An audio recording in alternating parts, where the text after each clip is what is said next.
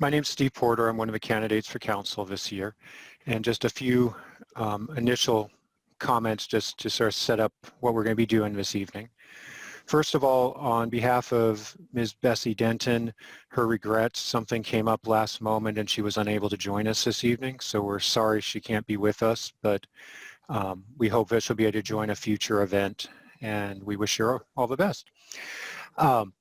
For legal purposes, this particular web conference webinar is being paid for by Stevan Porter for Herndon Council, as the political committee that's actually paying for this. Also, you should know that none of the candidates involved are endorsing each other. These are candidates that reached out and were interested in this particular type of forum. And so I'm happy to provide that as an opportunity for you people to get to know the different candidates and different viewpoints. I am planning another event in about 2 weeks. All 10 council candidates have been invited to that.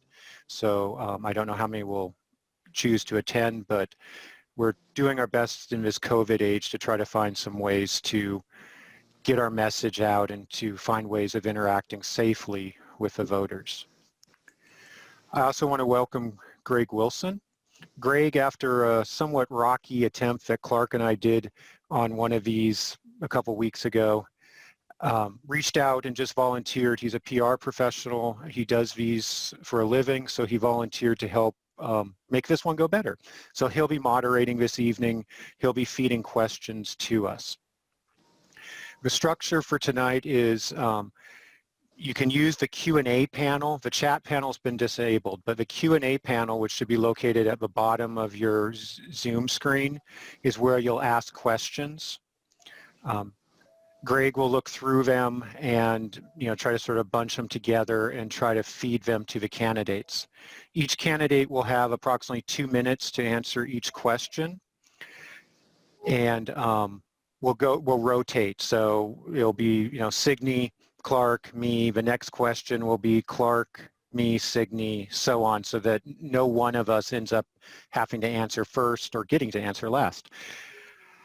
As far as the questions, we would ask that you keep them to local type issues. As important as, say, the war on terror is, not a lot we can do from a town council perspective for that. So we're trying to keep the questions focused on things that the candidates really can try to influence on the local level. And other than that, I don't think I've got a lot more to say. I did want to start just for fun with a quick poll.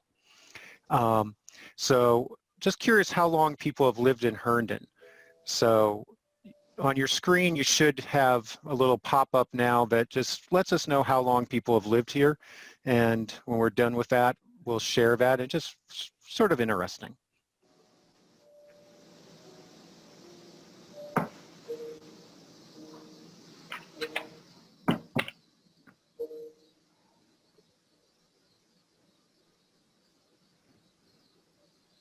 We'll let this run for a few more seconds. 10 of you have already responded out of the 12. Okay, so let's see there. Hopefully everyone can see that. So, we've got a mix. No one is a brand new person. Quite a few people on the call, are in the 11+ year range. So I just thought that would be really interesting just to get an idea and see. So thank you. And with that, I'm going to go ahead and before I do that, each candidate is going to get a brief period just to make a general introduction. So you'll go Signe, Clark, and I. Signe, if you want to take a few minutes to say a few words. Sure.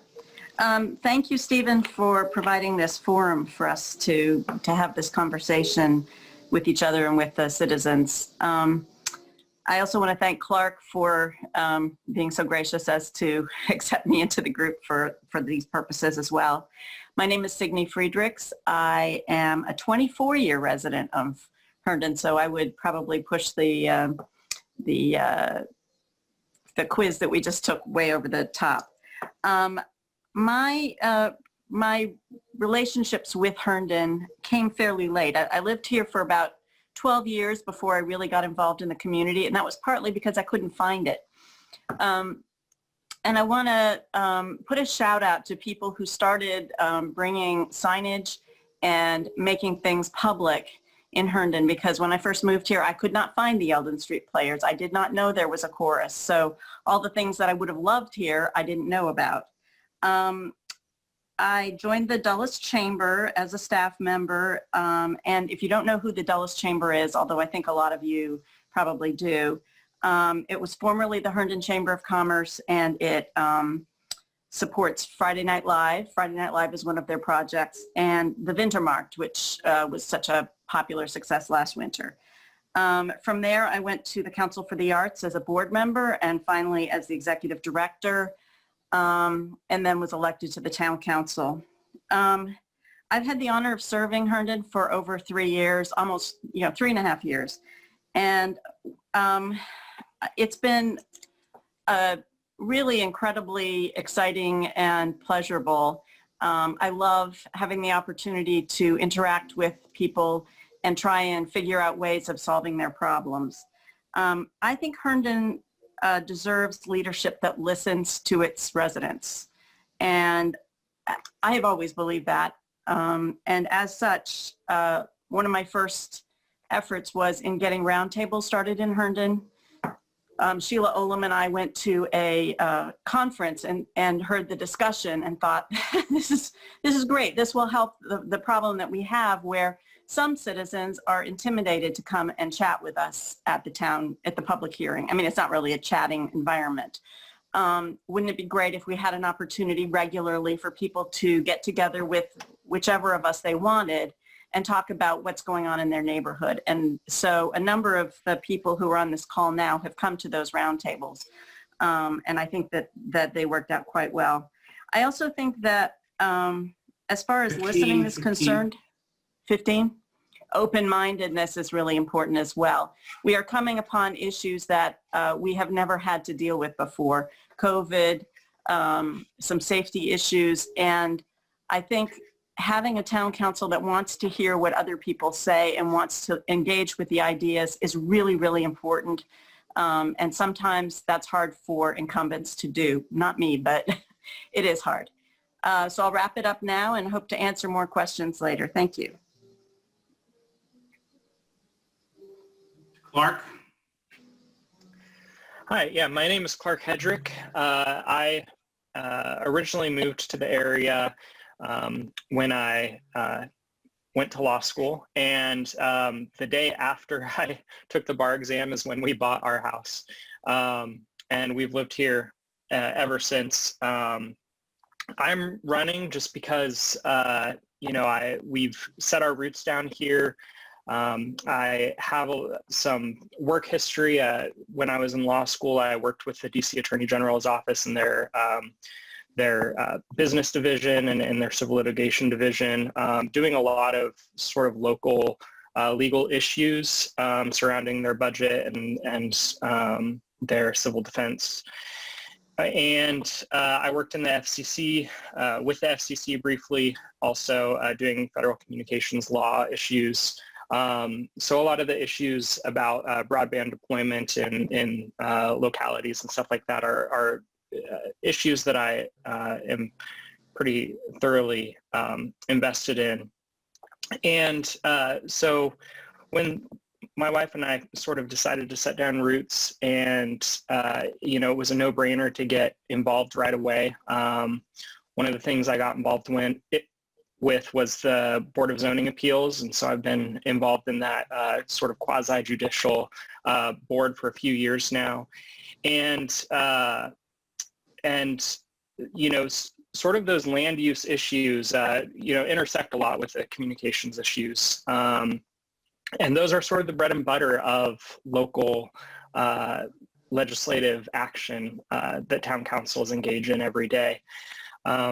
If you've seen anything of my website or anything like that, you'll know that my slogan is Herndon Together. I'm running to bring Herndon together. It's not a slogan, it's a mission statement. If elected, everything that I do will be oriented toward bringing people together. That doesn't mean just building consensus around a majority idea, but including the voices of minority interests, and making sure everybody is heard, and making sure that whatever policy comes out of the council chambers is one that has fully developed the ideas of the full community.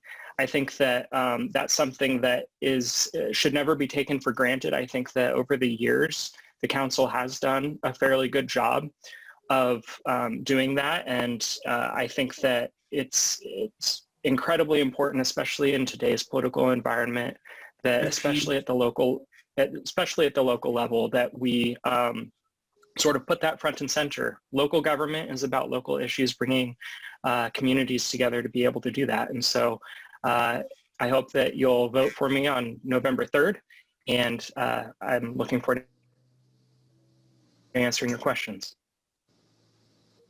Thank you. Next, Steve. Hi, I'm Steve Porter, and I moved to Herndon to live with my wife, who already lived here, in 2008. So we've been here about 12 years. I am an IT professional by trade. I have about 25 years of problem solving and project experience with several major IT firms.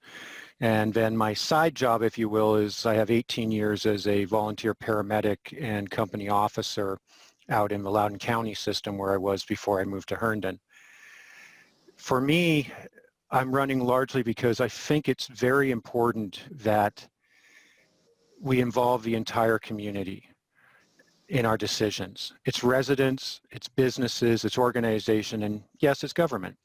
And to do that effectively means you have to have some diversity of viewpoints, experiences, and skills on town council.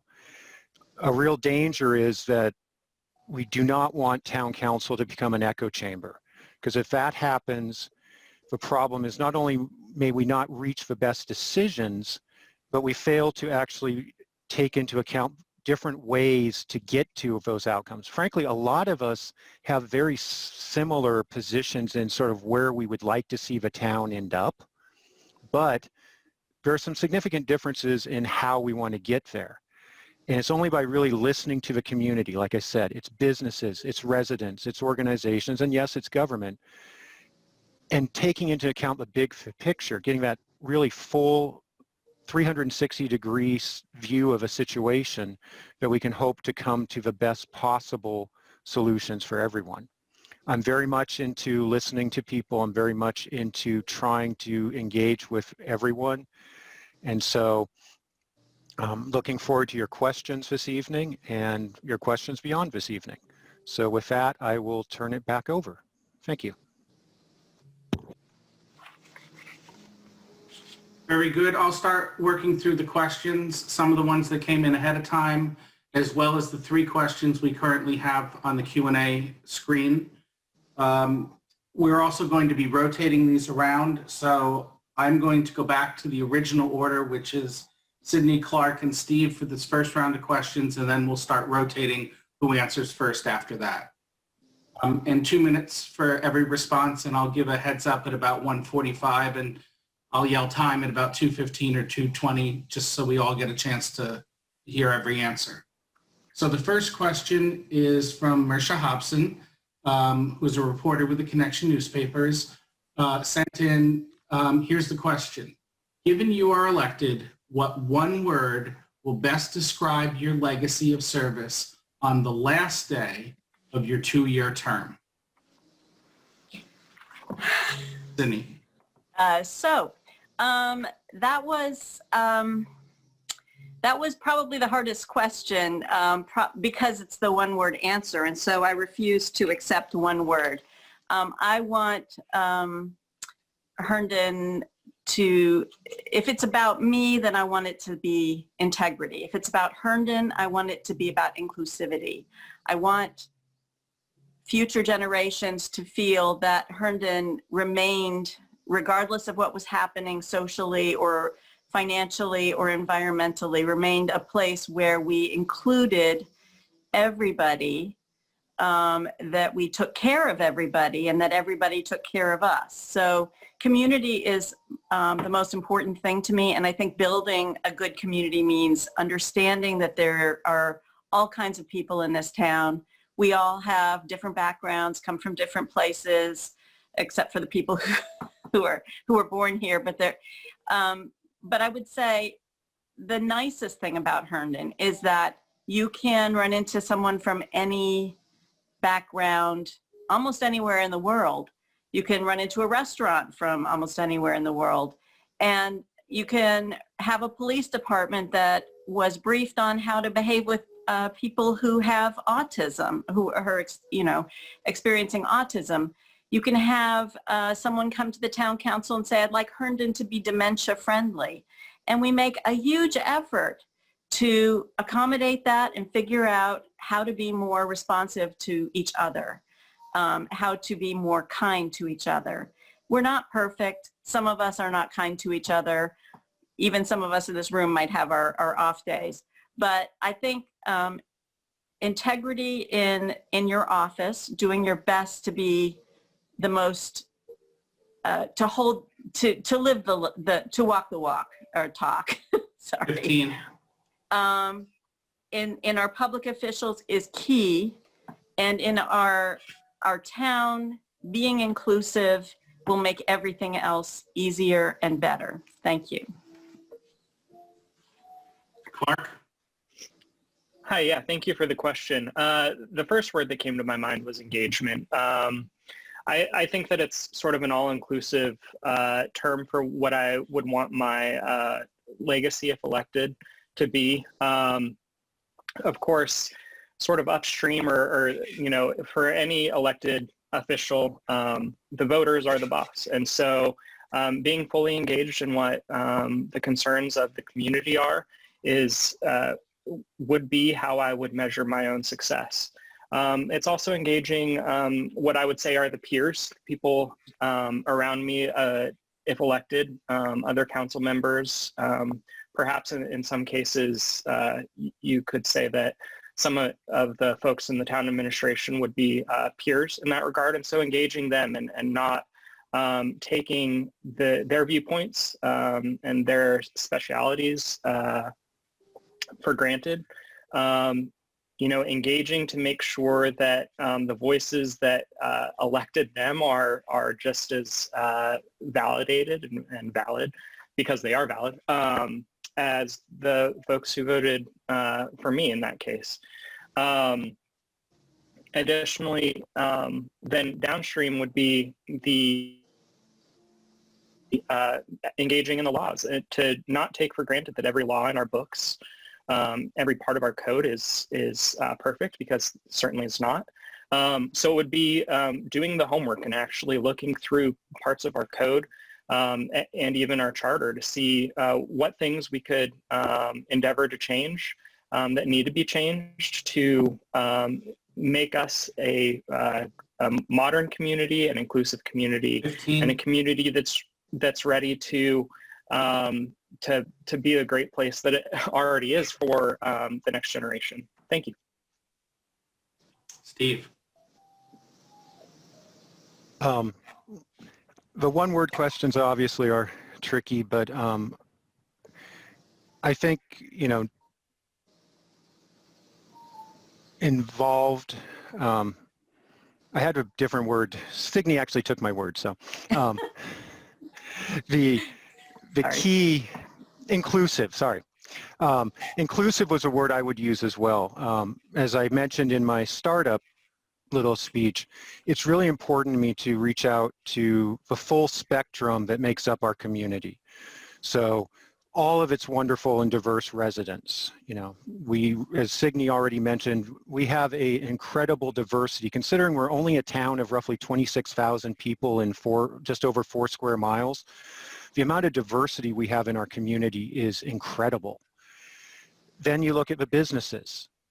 We've got very small, literally homegrown, home-based businesses, all the way up to, one of the world's largest corporations are based in Herndon, or at least have a significant presence in Herndon, and everything in between.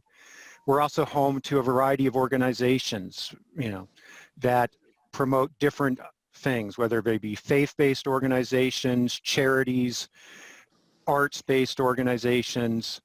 And then, of course, as Clark mentioned, we have a wonderful town government structure as well with a lot of dedicated professionals. And so at the end of 2 years, I would hope that people would look back at me and say, he truly walked the walk. He truly was inclusive. He did his best to bring all those different groups together for the best of our community. So that would be my one word. Thank you. We'll move on to the next question.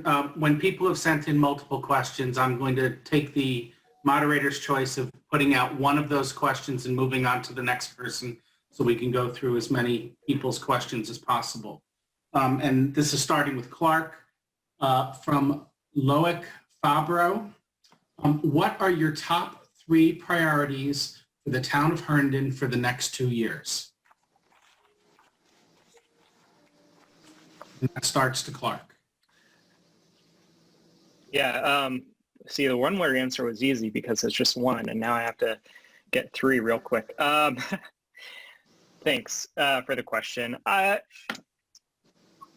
So one thing is, as I mentioned in my intro, is that I have a background in land use issues, and so that's something that I would like to bring to the table if elected, is looking at some of our land use policies, reviewing it in order to make sure that it's fully up to date, make sure that we can streamline regulations, and that also beyond land use is also like business licensing and other sorts of regulations, streamlining those sorts of issues to really cut down both the time cost and the actual money that it takes for a lot of either small business owners or people who are looking to build onto their home or update a historic building or anything like that. The process that we put in place is there for a reason, to make sure that it's fair, make sure that there is due process, but to cut those times down as much as possible, because every day is an added cost for that business owner, for that landowner, and for the community who's looking to see that that vision come to fruition. So 15. I think that's and I've only gotten through one. The other issues is I think COVID is going to be a huge issue. It's going to have a huge impact on the budget. I think the next 2 years are going to be defined by how the council responds to that. And the moderator will just give me like 5 more seconds. But it will also be looking toward the development that is going to be happening with the metro. That's going to be a huge thing. The traffic implications, the burden on our utilities and all of those things. That's going to be a huge thing to be working on. Thank you. Signe? Oh, I okay. think it's me. Oh, Okay. batting out of order on me. That's correct. It is Steve. So the first priority, I would say, is financial stability, especially in light of recovery from COVID. The simple fact of the matter is the next 2, 3, 4 years are likely to be very challenging for the town from a financial perspective. This particular budget year, we're likely to see significant hits in the various excise taxes. Going into the next fiscal year, commercial real estate is likely to be challenging as different companies start to downsize their physical footprint because they're realizing from the COVID experience that they don't necessarily need as much square footage in actual, especially Class A office space. And then typically residential taxes trail by a year or 2 from that. And so overall, I think the next 2 to 4 years are going to be very challenging financially for the town. So that's going to have to be an area of very careful focus. The second area, second priority, as you probably guessed, is community engagement, especially as we're looking to ways that we can try to maintain service levels and things that our people want from the town. We may have to find new and innovative approaches to actually delivering those, which means tighter partnerships with our businesses, with our organizations, and frankly, with our residents. And then the final thing would be promoting small and local businesses. The big businesses that we have in town are very important, don't get me wrong, but our small town feel and the things that would draw people into Herndon are often the small, more unique type businesses. And those are the ones that are struggling the hardest under COVID. You know, a lot of them have failed. We anticipate more will fail. And so anything we can do to help them along, you know, streamlining processes. We've done some really cool stuff 15. to try to make them more successful during COVID. Well, some of those things, why would we end them after COVID? We've shown that they work. So trying to be successful there. So thank you. Thank you. Okay, so I also have almost exactly the same list as the other two. So what I want to add on, because who needs to hear 3 different versions of COVID and the budget, because I think we all agree on those. Right now, we are a little bit at a turning point. Before COVID started, everybody in the world was 100% behind, well, I exaggerate as always, but was 100% behind environmental sustainability. We were all determined to change the world, to save the world, to make everything better. And because of our because of us being so focused on COVID, that has fallen by the wayside. And then another significant issue has arisen that will always affect, all of these affect our town. We always want to make sure that our little microcosm is the best it can be. So issues of policing, issues of equity, these are all not going anywhere, and we're going to have to deal with those as well. And we're going to have to deal with them in a positive way that leads to more community, not less community. I think Clark said it really well when he talked about bringing people together. We must do that. And we cannot just relax and say, okay, you know we have a great police force, or we know we have a great this or that. We have to look. We have to investigate and make sure that we understand the processes and systems that we have set up and how they impact people. Another important thing to consider is our transportation system. We discuss traffic a lot, and right now the town staff is finishing up some projects that have to do with improving our bicycle and walking facilities in town to make it easy to get to Metro. We're also working with the bus, the Fairfax bus system to make it the best bus system we possibly can for Herndon. And I'll let it go there. Thank you. Excellent. Next question from Barry Clendenin. Should Herndon Town Council candidates run for office as a member of a political party? Why or why not? And this one starts with Steve. The fun one in the room. All right, so for full disclosure, obviously, 9 of the 12 candidates for local council have sought for or obtained a local party endorsement, including myself. I'm endorsed by the Libertarian Party of Northern Virginia. Sheila and 8 of the council candidates are seeking, or in Sheila's case, have received a Democratic nomination. You know, from an endorsement perspective, it would have been nice, I think, to stay more nonpartisan, but realistically, all the candidates do have political leanings.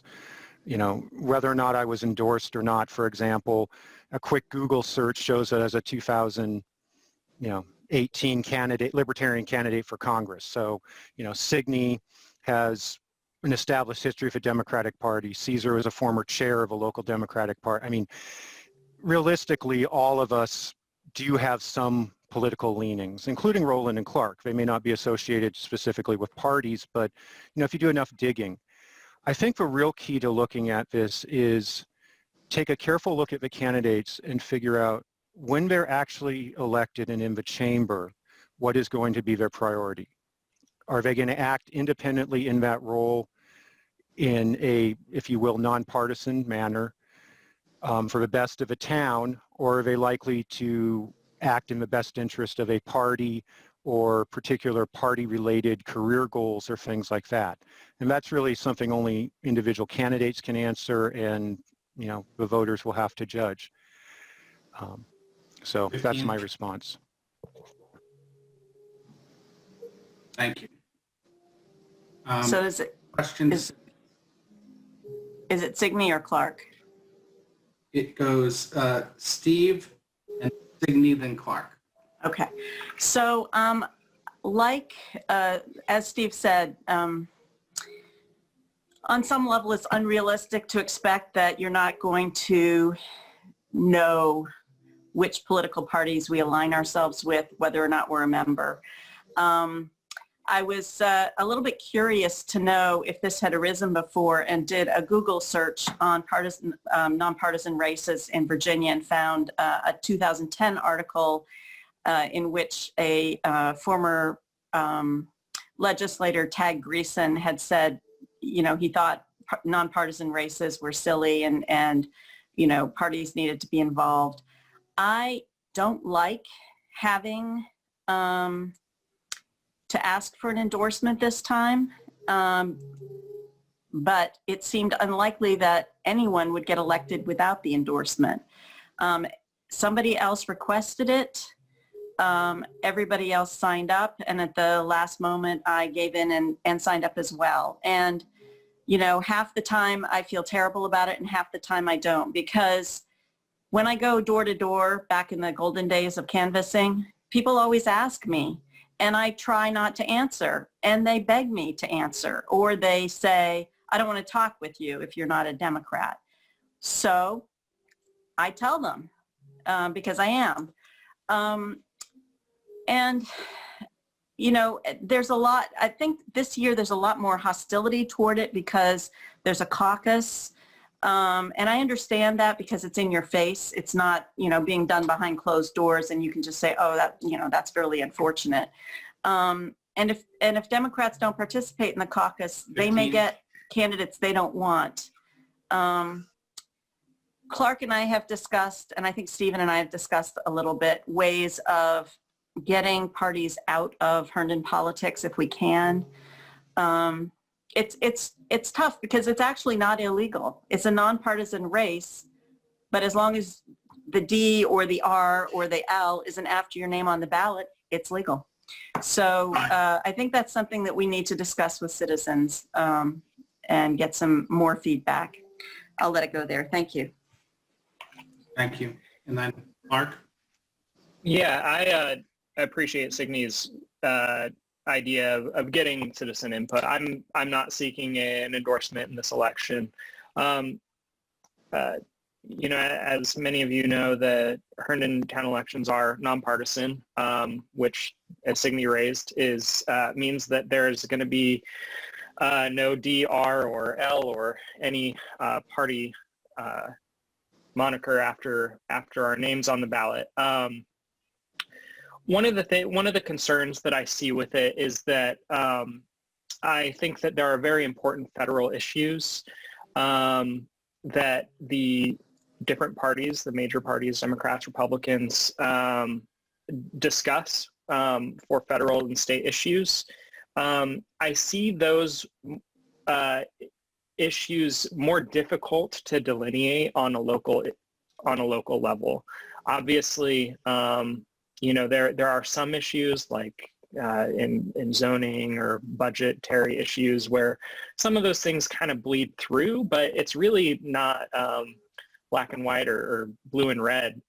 And so I appreciate the intent of the town initially making it nonpartisan. Just recognizing that local issues should be about local elections should be about local issues, and those don't really fall along partisan lines, traditional partisan lines.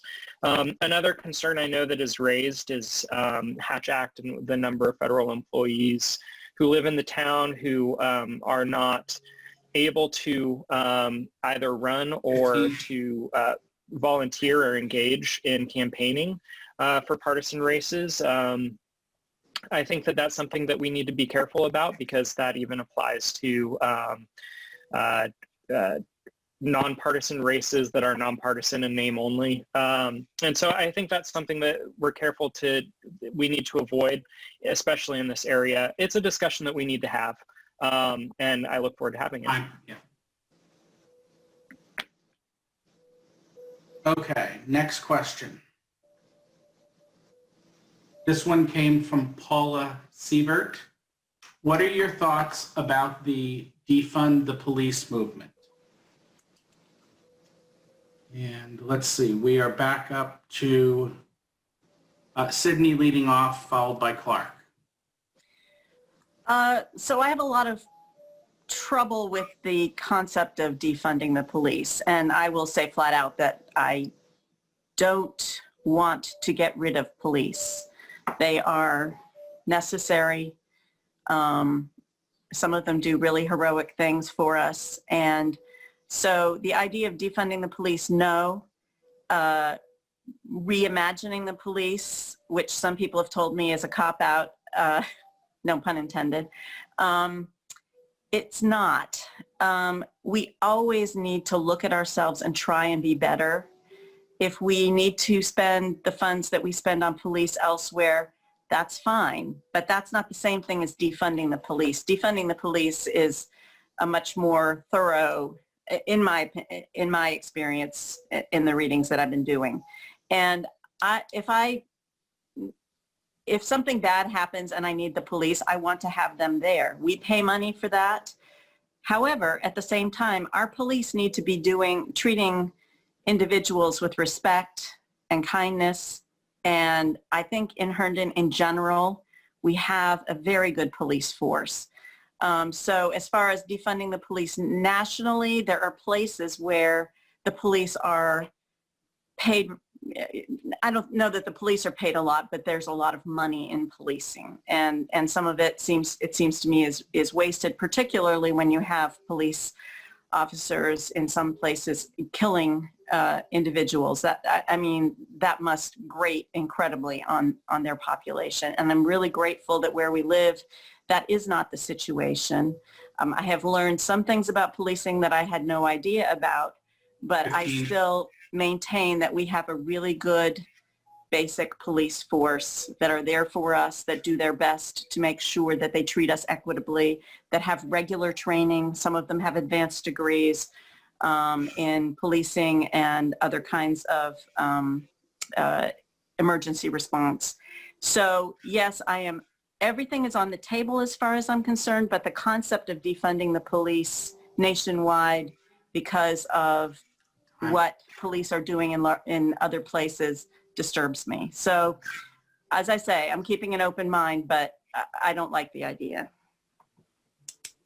Thank you. Yeah, I think this is an issue that we have to have a discussion on. We all should approach it with the humility, understanding that we have a lot to learn on these issues. I do think that some of the discussion could be illuminated by sort of dividing it into two issues as I see it. One is, after September 11th, there was a lot of federal funding coming into police departments to arm them against terrorist threats, and that's continued in the almost 20 years since. And so you see almost, across the United States and in rural, suburban, and urban police departments, a lot of military style weapons and equipment and stuff like that. And I do think that in general, except in extreme cases for like auxiliary forces in large urban settings that might be terrorist targets. I do think that I would like to see a demilitarization of the police. And so to the degree that defunding the police means that, I do think that, I appreciate the need for more discretion in that area. As it applies to Herndon, we actually don't really have that. If you've ever looked at the stock of equipment that Herndon Police have, there's very little, if any, I don't think, federal sort of grant funding or funded equipment that they have. The other issue I think Signe spoke through eloquently, and I generally agree that, to the degree that, no knock warrants and stuff like that, like those are largely state issues, but we need to work on fixing those issues. But we're sort of in a weird position. We're a small community, which limits our ability to have robust oversight of our police force. And so we rely a lot on community oversight. So that's something that I would continue to encourage in this area. Thank you. Steve? Well, sort of going to echo some themes from both Clark and Signe.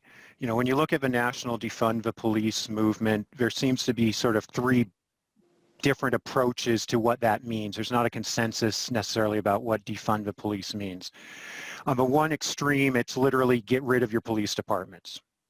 Gut them, strip all their funding.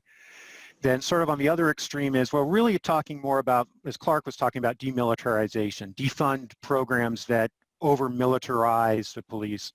And then there's this middle group, which is the one I find sort of most fascinating, which is, okay, should we be routing some of the resources that would go to police to alternate forms of intervention? I do not support defunding the police, as in getting rid of a department. I think Chief DeBoard and the Herndon Police Department overall do a great job. I'd like to see a little more transparency and data available so that I've got something hard that I can look at and say it's not just a gut feel. I've got data that tells me, yes, they're doing a great job in different ways. But, I've worked in public safety and with police forces for 18 years.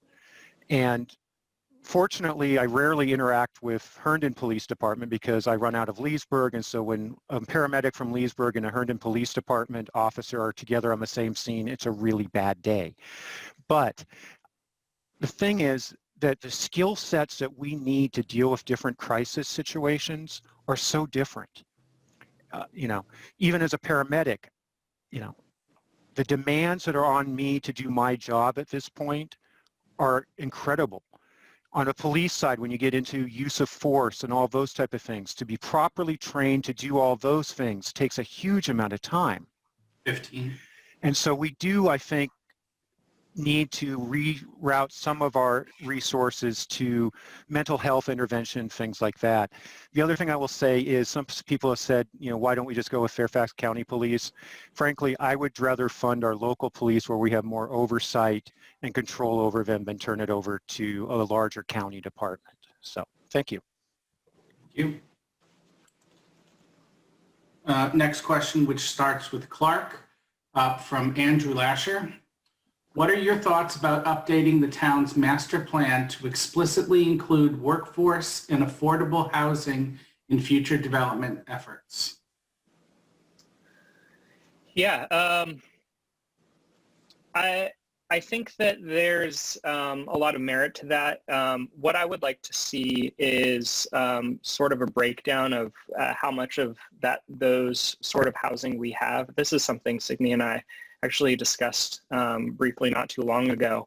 There's a lot of communities, especially in suburban America, where they discuss the missing middle, where there aren't a lot of housing options except for sort of these large scale housing units or single family homes. Herndon is not one of those communities, though. We actually do have a lot of what's termed in other contexts as missing middle housing. We have a lot of that.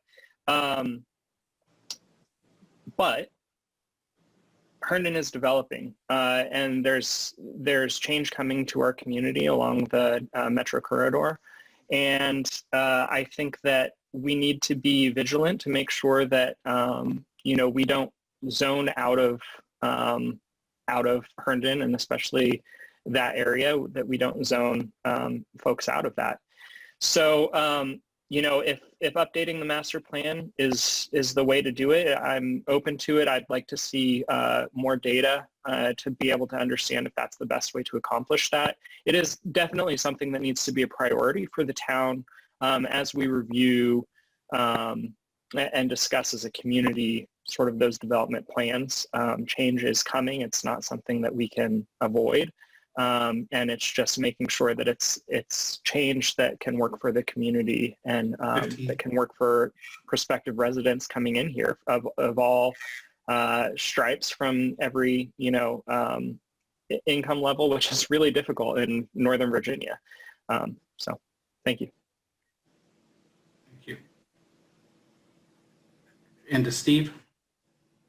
As Clark mentioned, for a town that's only roughly 4.2 square miles, Herndon does have a fairly diverse amount of different types of housing.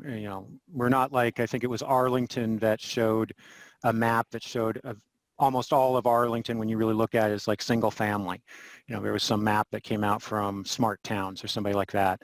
So we do have, I think, more diverse housing options in many of the other localities around us. And also, even where we have single family housing, we're not talking like the McMansions I'm used to running as a paramedic out in Leesburg, where, these huge single houses sitting on acres and acres of land. That really isn't what we have here.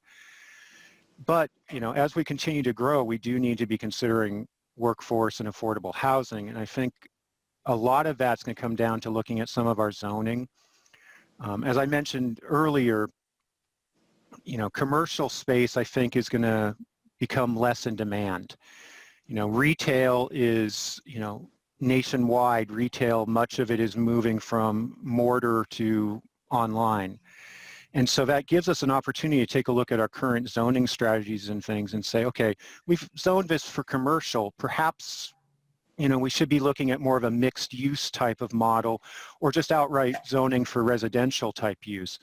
And so I do think we need to take a close look at that and try to figure out different strategies to make sure that we are getting, a mix and a good mix for our community of the different housing types, and so that we can make sure that our diverse community has places to live in the community, including things like our police officers and our town employees.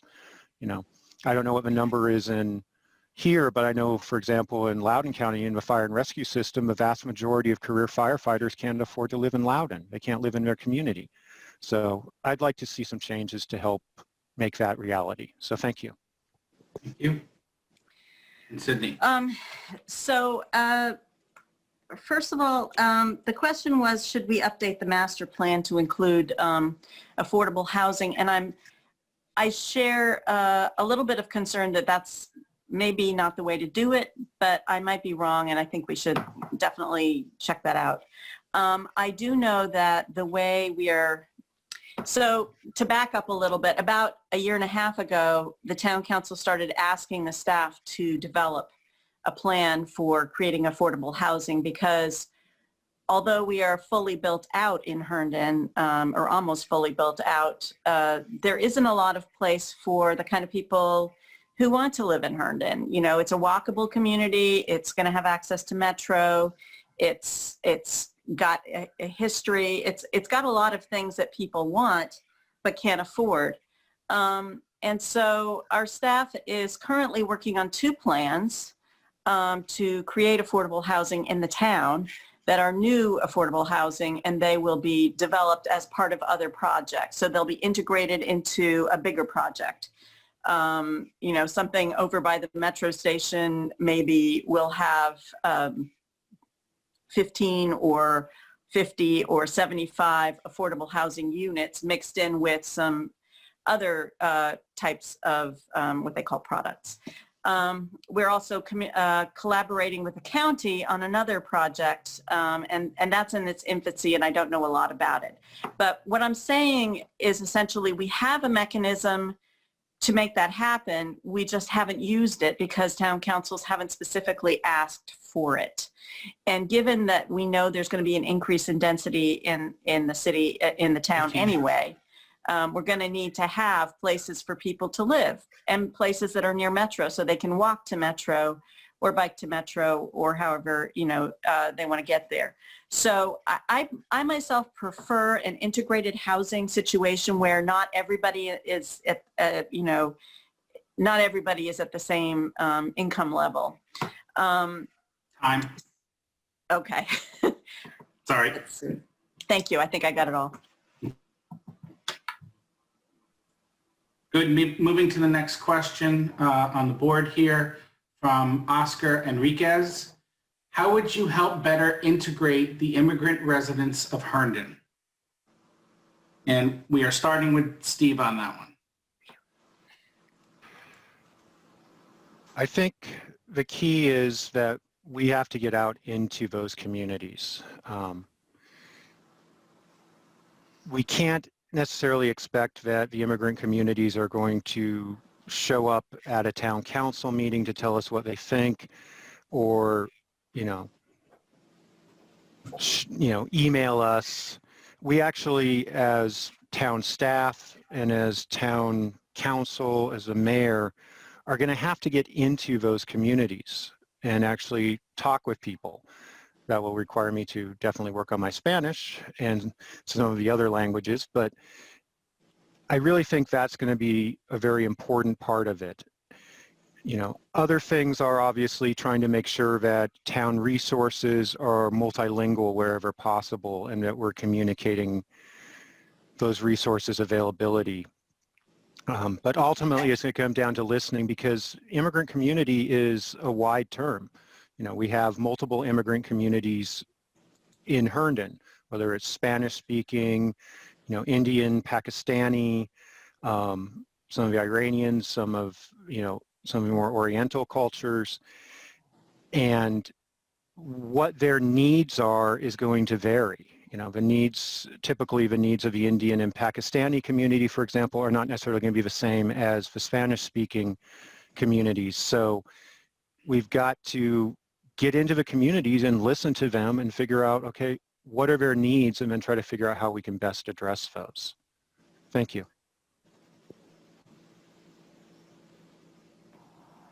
Yes, and now it goes to Sydney, please. Okay. So I think the best way for a lot of communities to integrate is in going to schools, because most of our immigrant populations have children in our schools, and that is where you will see the mothers and fathers come to pick up their kids, to talk to the teachers. So that's one way, is the schools. I spoke earlier about the roundtables that we set up at the beginning of last year. And one of those we held at the Neighborhood Resource Center, the Vecinos Unidos. And it was tricky. We weren't successful, I don't think, in integrating a lot of people into that conversation. But I think if we did it regularly enough, it might be. It's a tough question. Another way is by outreach into churches. So churches, schools, and I do like the fact that we have worked on better connectivity in sidewalks and roads, which will mean it's easier for people to get around. And when people are out and about, they talk to each other. One of my favorite things downtown is the bodega and the pupuseria, which are right next to Herndon Florist, Copan, and the Green Lizard. And you see a lot of back and forth. People know each other and see each other. It's not as integrated as it should be, but you know, people enjoy their own community. You know, I've been a foreigner and lived in a foreign country, and, you know, whenever I saw somebody who spoke my language, I was very excited. So I understand that, but the fact remains, we really do need to do a lot more outreach, and both Clark, Steven hit the nail on the head in a lot of ways. So that's a kind of inadequate response, but I'm working on it. Thanks. Thank you. Yeah, as both Steven and Signe said, I mean, this is a difficult issue, and it's a tough nut to crack for a lot of communities across the United States. You know, it's one of the things that I loved about Herndon when we were first looking for a place to set down roots was how diverse it is, even in the context of, you know, more broadly Northern Virginia and Fairfax County.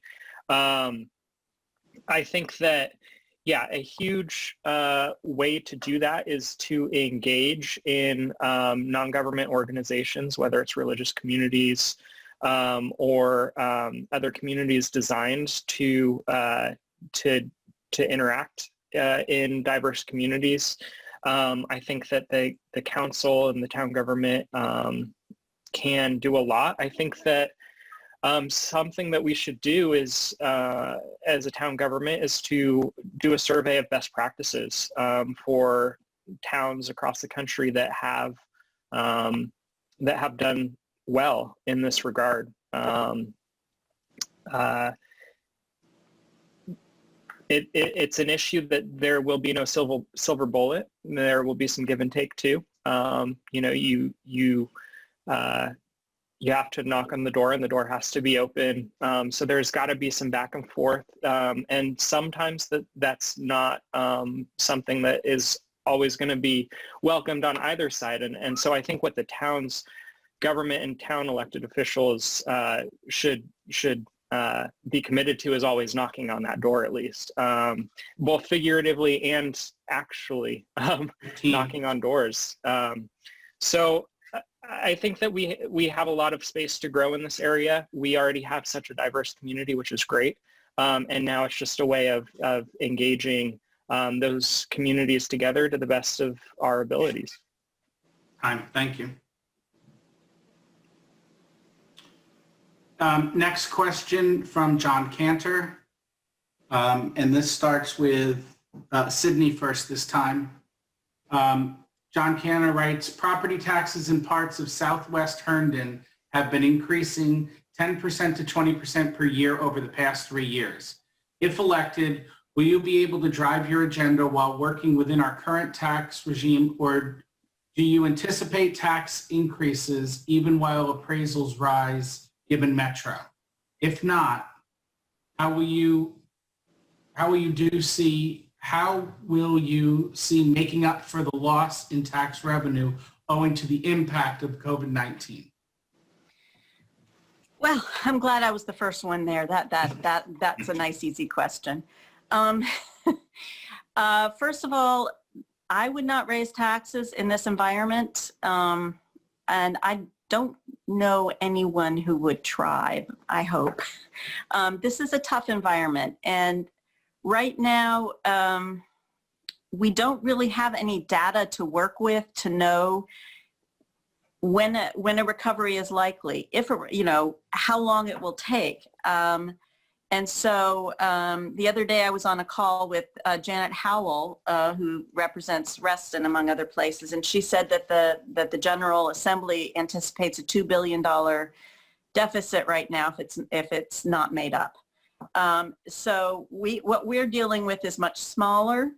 I really am not, I'm hoping we don't have to lay people off, but right now my anticipation is that we will spend as little as possible, and that's what the town manager has planned, until we know how much income we'll have, and not spend more than that. We have really good reserves right now.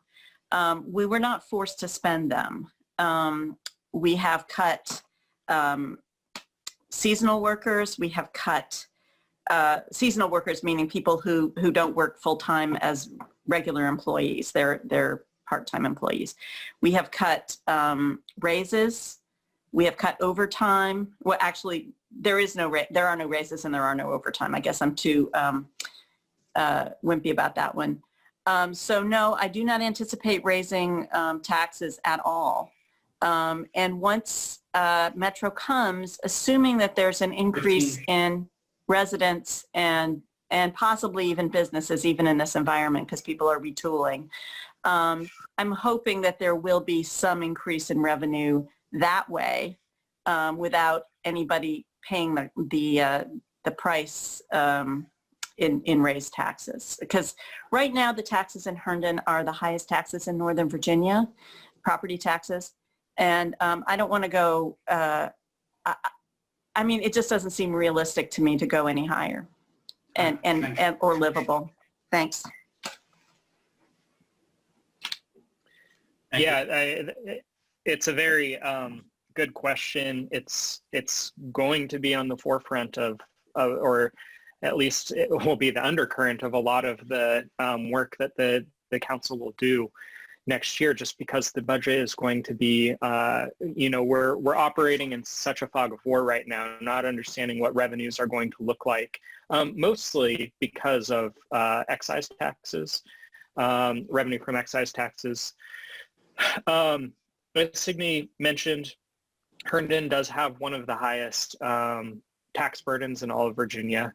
And so increasing taxes is maybe a last resort. And I mean that, in a way that a lot of other politicians don't. I mean, literally, it should be a last resort option. Like, we're going to, go bankrupt. And probably maybe not even then. It's, in this environment, increasing property tax rates is not the way to go. In fact, in sort of a perfect environment, if you take COVID out of the equation, you would almost like to see us flattening, bringing down property tax rates to so that the revenues sort of measure out as property values rise in the area. A central concern with property taxes is the impact on people with fixed incomes, which is mostly retired folks who live in town, and we have a large population here. And and so every time you raise property taxes, you're potentially creating a situation where someone who has lived their whole life in this community is forced to leave. And I think that should, be on the forefront of the minds of the council anytime there's a proposal to increase taxes. And I don't think that would be warranted here. I think that we should be, as time goes on and as we understand a little bit more about what the revenues look like, I would like to see sort of a flattening of our tax rate, because we understand that property values are going to be increasing. Thanks. Thank you. Steve. I'm very much a data-driven type of person, and right now the data is terrible. I mean, not the data numbers are terrible. They're not very great, but the accuracy and anticipation of the accuracy of any models we have are just worthless at the moment. And, if you've been listening to Mr. Ashton or Jenny talk at some of the town council meetings, that's where they're at too. It's a shot in the dark about where our revenue projections are going to come in. I am not a fan, like the other two, of raising taxes. I think you have to be very careful, especially in this environment, that you don't actually end up driving your revenues down. If you raise taxes, whether it's excise taxes or property taxes, if people aren't able to pay them, then you don't collect the revenue. You lose the businesses, you lose the residents, and you actually end up in a worse position overall as a community, tax base wise, than you were before you raised the taxes. So yeah, raising the taxes would be, as Clark put it, an absolute last resort type of thing. And even then, I'm not sure, as he said, it would be a good way to go. So how do we deal with that? Because obviously we have to be able to figure out how to pay for things. Well, we got to look at our spending and as a community determine what our priorities are. There are certain things that are required by law that the town must do. And then there are things that are, in essence, pure luxury items. And most things fall somewhere in between. So as a community, we need to figure out what those priorities are. And then, too often I think politicians in general look at taxes as the first option. 15. We can also look at different ways by engaging our businesses, our organizations, and our residents to provide some of the same services that people want, but not necessarily relying purely on tax data. Because as Clark put it too, it doesn't matter how great our services and how great our town we have. If our friends and neighbors can't afford to live here and have to move away, then that's not what I think Herndon is about. So thank you. Thank you. Okay, next question that comes to Clark from Rachel Eisenfeld. How will you as a council member encourage Comstock to pursue small local businesses for the redevelopment over large corporations?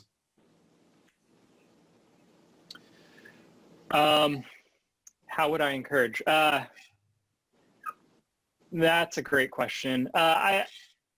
I think that this is more broad than just Comstock. I think that it's any development coming in. Right now we have a fairly good balance between large corporations and small businesses. In Herndon, I would like to see more Herndon residents starting small businesses locally here. So thank you for that. And I would like to see those businesses moving into the new developments. I think that one way to do it is to fully engage in the businesses that we know already exist and say, hey, what are your space needs? And try to facilitate that conversation between developers because, building a mixed use development is going to be different in the Falls Church than it is in Arlington, than it is here.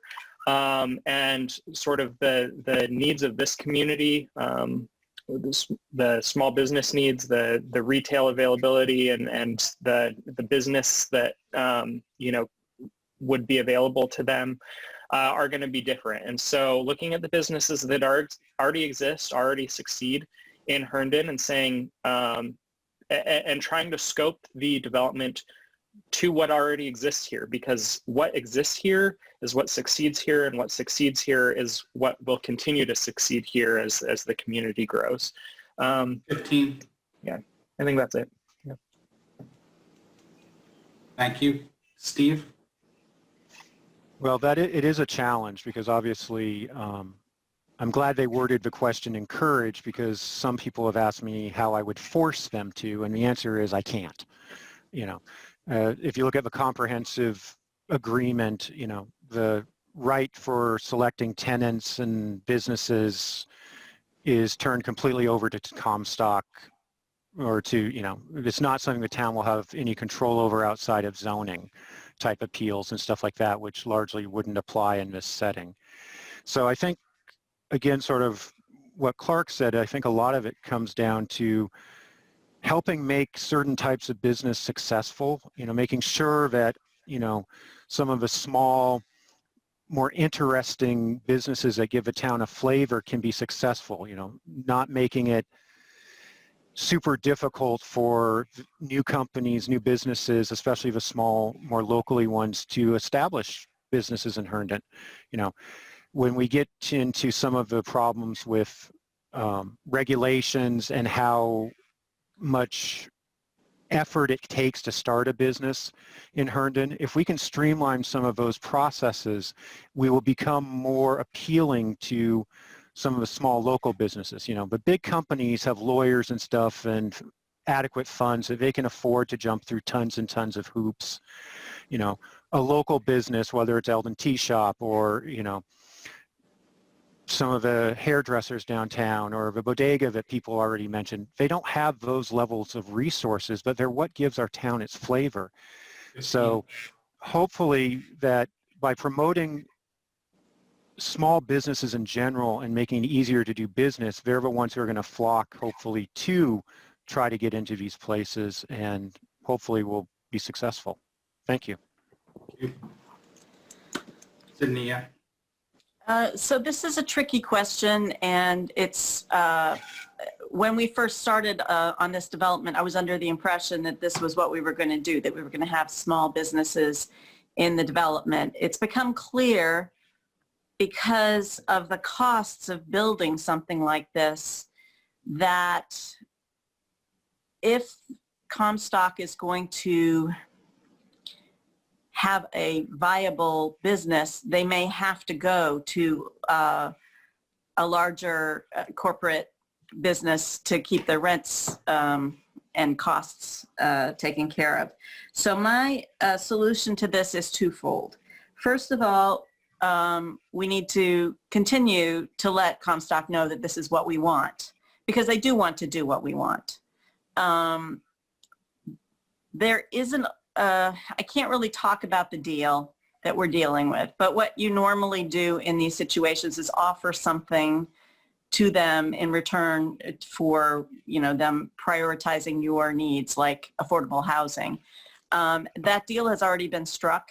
So I don't think we have a lot of wiggle room. So just encouraging them is the beginning. The second thing is a small business, to be really, really successful, has to have an incredibly good business plan. And to get, what I'd like to see is local business owners or local business entrepreneurs, let's say entrepreneurs, come to us and say, you know, I want to start this kind of business. And we get them the help they need to develop a business plan that is successful. Because then they will be able to afford that rent. Now, I use Nachman's and Maud's as examples. Two very, very successful businesses in the downtown, and not Nachman's, Green Lizards, I'm sorry. Nachman's been successful for a long time.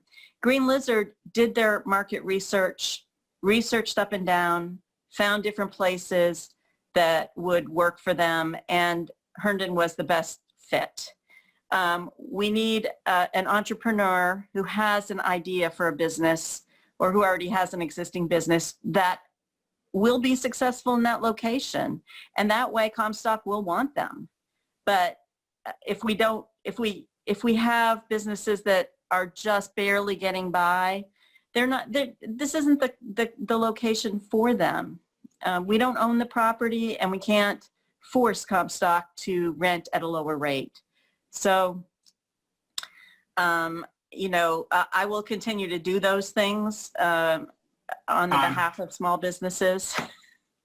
And if you have any other ideas, let me know, but I think that's pretty much it. Thank you.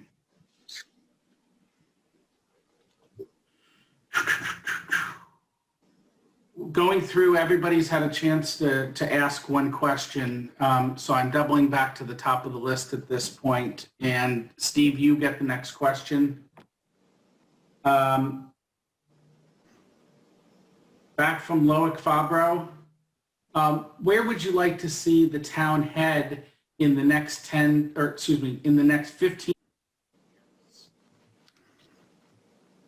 15 to 20 years? Was that the question? Yes. Where would you like to see the town head in the next 15 to 20 years?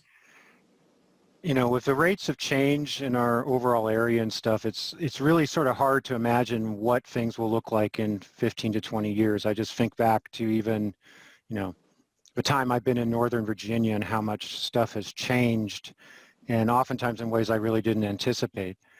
You know, I would hope that the town would manage to keep its historic and small town feel. It's going to grow. You know, I'd like potentially to see it expand a little bit, maybe, you know, get back the area around Parcher Avenue, which makes no sense why it's actually in Fairfax County. I know it was a land swap that happened a while ago. You know, depending on how things are going, and again, without a crystal ball, it's really hard to see. Maybe in the 15 to 20 year range, maybe it would be time for the town to start to think about city status. But there's also an awful lot of headaches that come with city status, and depending on, again, where we're at, what our overall population looks like, what our businesses look like, what our mix is at that point,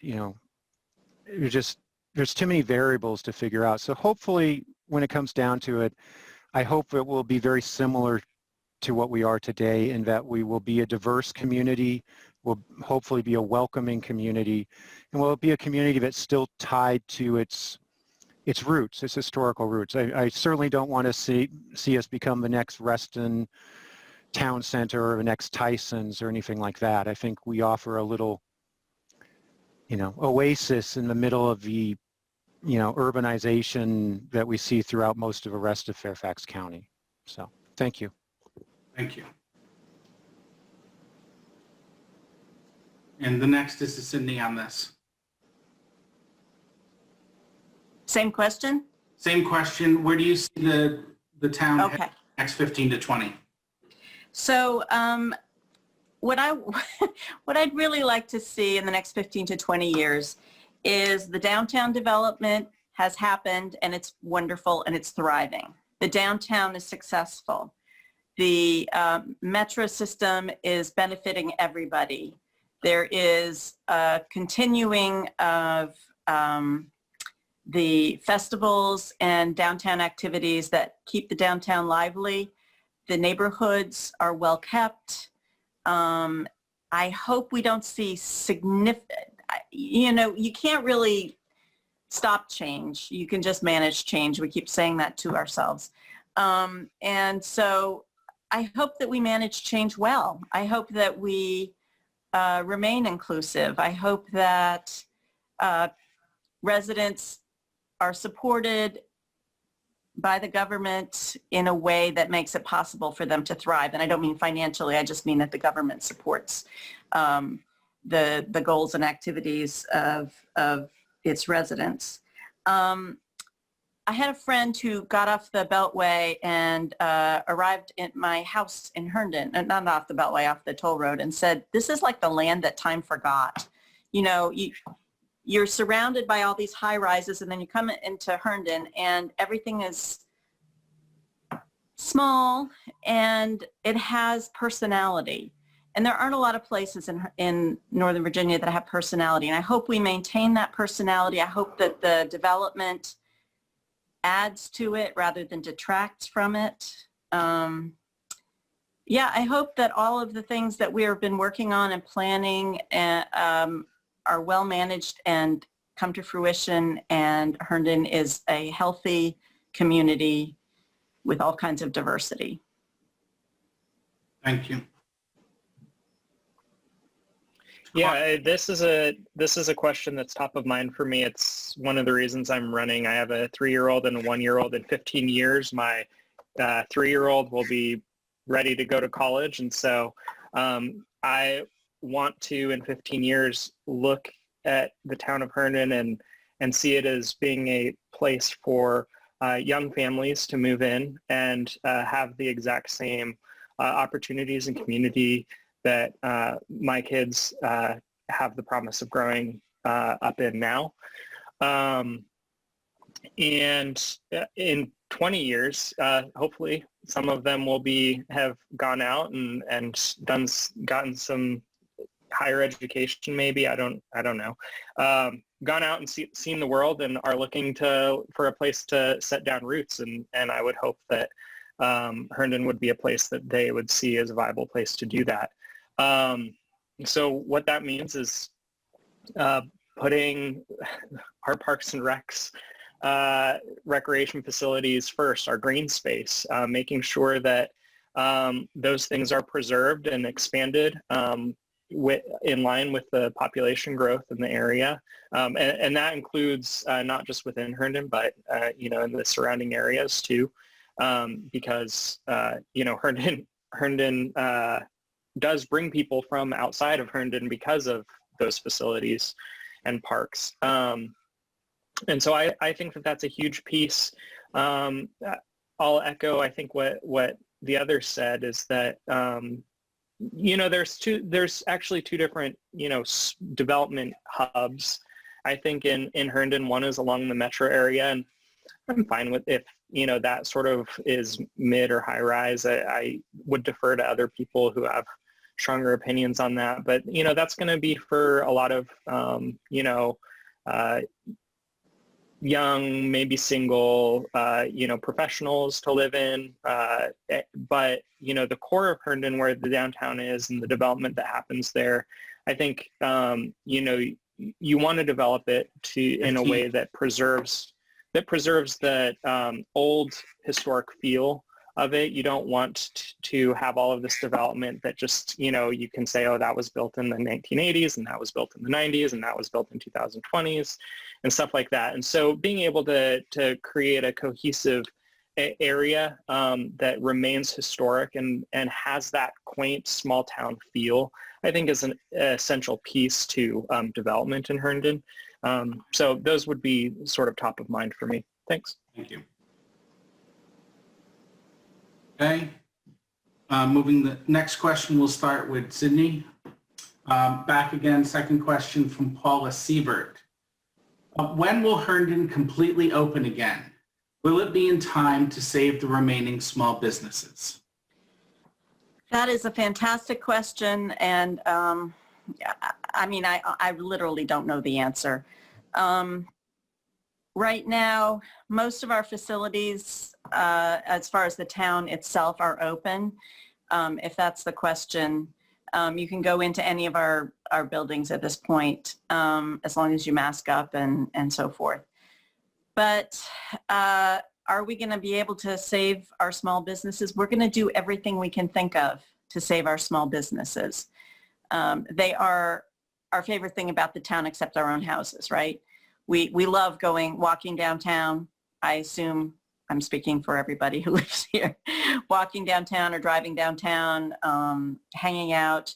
That would not be anywhere near as interesting without those small businesses. And I speak from experience because when I first moved to this town, Nachman's department store was on its last legs and shut down, and all of the other businesses on the center of town were empty.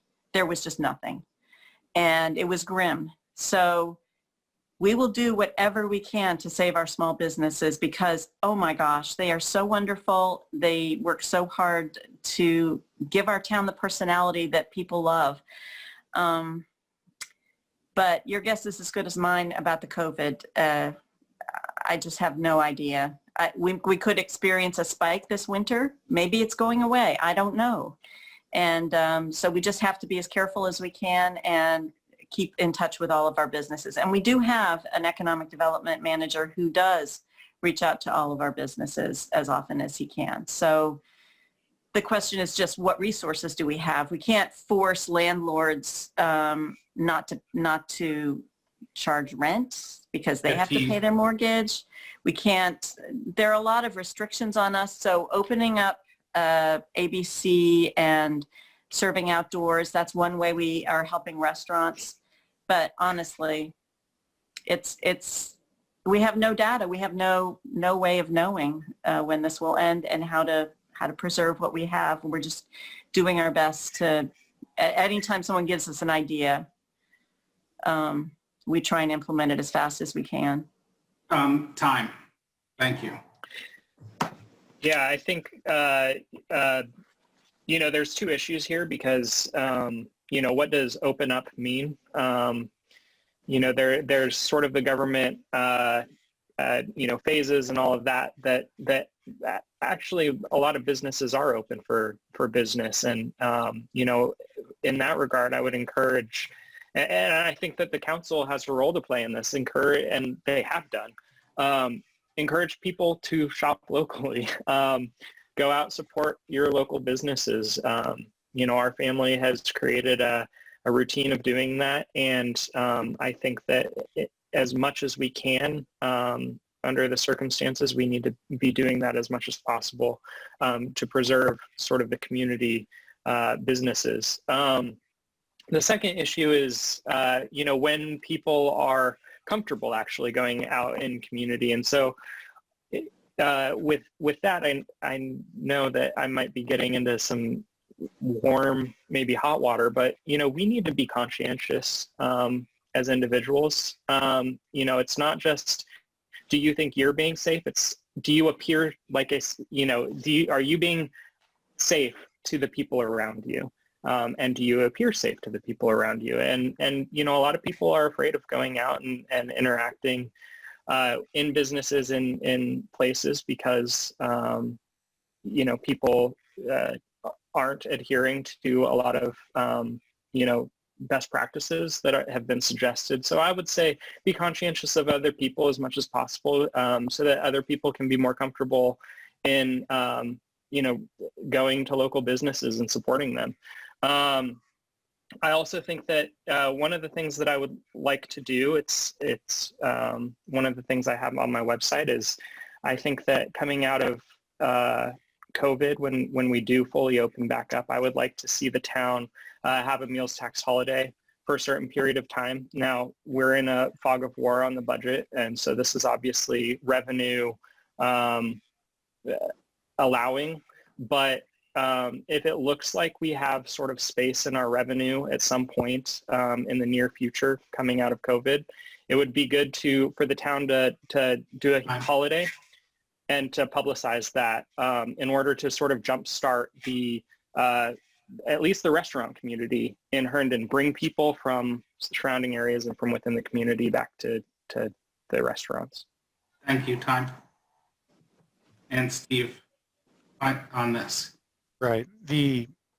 Obviously we've lost some businesses and frankly, we're going to lose some more. I mean, the economic impacts of COVID, our small businesses especially have really pulled out the stops on being innovative, of trying to figure out how to make a working business model out of the situation that they've been handed with the whole COVID-19 stuff. So as Signe and I think Clark also mentioned, I have no clue how this is going to play out, right? None of us do. If we hit another major shutdown or something like that, it's going to be devastating for especially the small businesses. So we need to try to do everything we can to avoid that, to make sure that Herndon isn't a hot spot that is going to help, force the state back to stage 2 or stage 1 or stage 0. The other thing that we can do is, the government itself has found some ways to not cut corners, but streamline processes, open up new opportunities, make it easier to do business during this time of COVID. And obviously they're working. So why can't we stick with those after COVID? We're learning new things, we're finding new models, and so hopefully those will help us to make it easier to do business, help them survive. But again, it's one of those things that right now we're all dealing with. We just don't know what's going to happen. And it's sort of going to have to be being innovative, being creative, working with other businesses, working with organizations, the town, as the situation unfolds, similar to what actually we've done in this current COVID crisis, and just trying to find the best route we can together to help all of our businesses be successful, to help our residents be successful, help our organizations be successful. So thank you. Thank you. Well, I think that brings our questions to an end here as we're coming right up on 9 o'clock. I think we agreed to give everybody maybe a couple minutes in closing remarks, 2.5 minutes. The order will go in just so everyone can collect their thoughts for half a second to Signe, and then Clark, and then Steve, 2 minutes in closing thoughts. Well, I've enjoyed this conversation and learned some good things about Clark and Steven's ideas. What I want to say in closing, however, is that I've been on the council for 3.5 years, and at this point, surprisingly to me, I'm one of the more experienced people on town council at the moment. So if nothing else, I do bring a certain level of experience and relationships. I currently serve on the Fairfax County Economic Development Commission and the Northern Virginia Transportation Authority's Planning Committee. And this gives me access not just to the committees, but also to the people on those committees. And they can help me and guide me to find other resources for our town. And also, when I have a question about something like the SRO situation that we had a while back, I called Karen Keys-Gamara, who is on the school board. I called our local school board member, Elaine Tolan. I spoke with Rachna Sizemore-Heiser. These are people that I've been able to meet and chat with, and who are resources for me when I need them. If I call John Faust, he knows me pretty well because we serve on a couple of, on that committee specifically together. So I've been given some resources that only really come with time. And that's not the only thing I offer, or the only thing I'm telling you I offer. But I do want you to take into account the fact that I kind of, at this point, understand how things work on the town council. And that's not going to be true of some of the newer blood. That doesn't mean that they're not going to bring something magnificent to the town. They will. But I think it helps to have somebody with a little more time on the council to smooth things and make sure that they get implemented in a way that that satisfies everyone. So I hope our discussion tonight has been useful to people listening. If you want to know more about me, please go to my website, Signe for Herndon. That's SIGNEFOR, Herndon.com.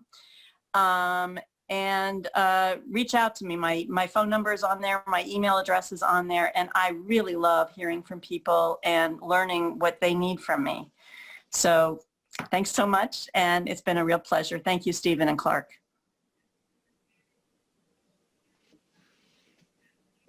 Thanks. Yeah, and thank you for hosting this tonight, Steven, and Signe, thanks for sharing your thoughts with us. I actually very much agree. I think that that experience is something that is at a premium during this election, and Signe's time on the council, I think, is something that that is valuable, that we will need through COVID. I also have experience working with local governments and in issues of land use and budgets, and I currently do government oversight, transparency, and accountability work. This is not a role that I would be at a if elected, I would be able to hit the ground running on some things, but I also would like to just say that I am committed to always learning, because I think that the needs and concerns of a community are always changing, and so it's something that I'm committed to if elected and while serving on the council. I mentioned earlier, I have a young family. I think that it's a perspective that is valuable in the council chambers, and I look forward to being able to represent those sorts of needs and concerns if elected. I really want to see Herndon continue to be a great place to raise a family, to be a place where young families can afford to move, which is a huge challenge in this area. To be a place where they can grow and where they can learn. I want to see our schools become some of the best in the county, and I want it to be a place where once a child has graduated and maybe moved off, that they would be have fond enough memories to consider moving back and setting down their roots here. I'd like to see multi-generational families living here, so that parents and grandparents and children have lived in the town together, because that's the kind of community we have always been. And I would like to see us continue to being that. And so you can learn more about my campaign, some of the things that I've promised to do, and issues that I've promised to raise at clarkhedrick.com. And you can follow me on Facebook, Clark Hedrick for Herndon Town Council, and Twitter is Clark Hedrick. Thank you. Steve. Well, I want to thank everyone for being here. Clark, Signe, I'm sorry Bessie couldn't join us this evening, but most of all, the people who actually came and attended and listened. As I said in the beginning, I'm really interested in an engaged community that listens to and involves everyone in the community, its businesses, its residents, its organization, and its government. We want to avoid, having like an echo chamber effect on council, which means we do need a mix. And I'm very open about that. We need a mix on the council, new blood, old blood, different perspectives. That's what ultimately makes the council strongest. One of the nice things about this particular election cycle is even if we elect all 3 incumbents back into their offices, that still means there's 3 new slots. So as you're looking at the different people, as you're considering who to put on the council, I'd encourage you to sort of look at how can we have some different perspectives? How can we have some people who are going to bring, slightly different opinions to the council so that we can really discuss and have meaningful conversations about the challenges and solutions facing our community. I do believe that I bring a very high level of open-mindedness. I am very good at listening to people, getting full pictures of situations, and then trying to find the best solutions. So I think a mix of some people, Clark, myself, Signe, if the 3 of us were on council, I think that would be a good mix. I'm not necessarily endorsing it. I'm just saying that based on experiences and different skills, and the other candidates, there are other candidates out there that also will bring strengths to the council. So, as other people have mentioned, I really do want to hear from you. Please feel free to reach out. In a moment, I'm going to put up a slide that has all of our relevant contact information on it, but mine's www.porterforherndon.com is a website. It's also the Twitter handle. It's also the Facebook handle, Porter, the number 4 Herndon. Please reach out. I want to meet with you, whether it's virtually or safely socially distanced. And I look forward to hearing from you and meeting you in the community and hopefully earning your vote in November. So thank you very much. And thank you very much to Greg for all of his hard work in mediating this for us today.